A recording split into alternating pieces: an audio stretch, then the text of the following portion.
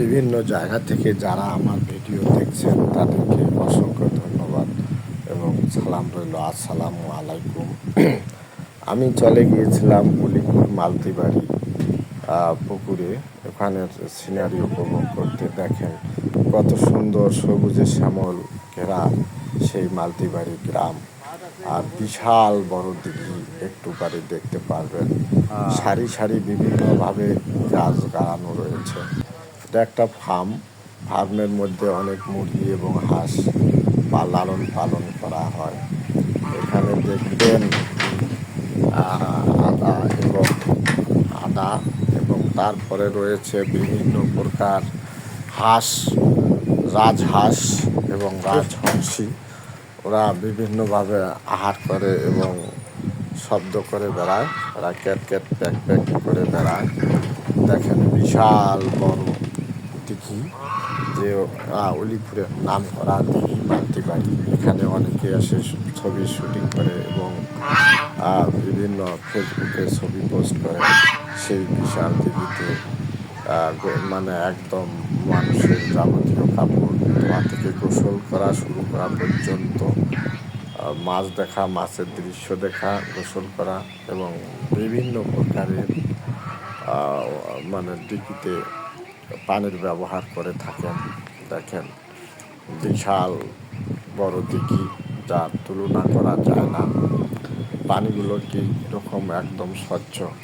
পাশে আছে বিশাল সবুজে শ্যামলের মাঠ আর অসংখ্য রাজহাঁস যেখানে সেখানে ছিটিয়ে আছে। ওরা খাদ্য আহার মনের আনন্দে ঘুরে বেড়ায়।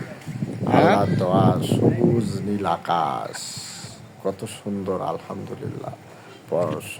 দুপুরবেলা সূর্য ঠিক আকাশের মধ্যখানে, আর সেই কারণে গাছের পাতাগুলো যেন ঝিমিয়ে গেছে, ক্লান্ত হয়ে পড়েছে সকলেই।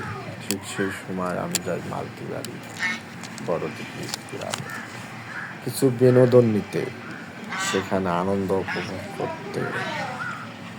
অসংখ্য ধন্যবাদ সেই পুকুর যারা দিয়েছেন তাদেরকে।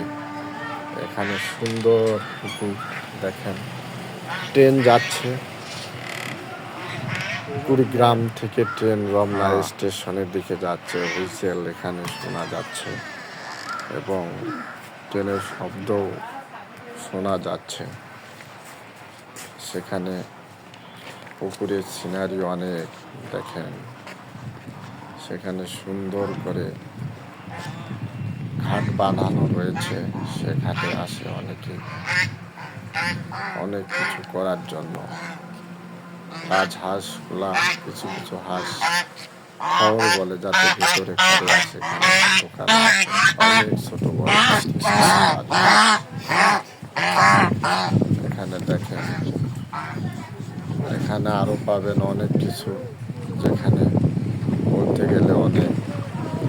পাশে বসে আছে পুকুরের মালিক, আর অবাধে সেটিরও রয়েছে অসংখ্য দেশি এবং বিদেশি ছাগল এবং রাম ছাগল থেকে দেশীয়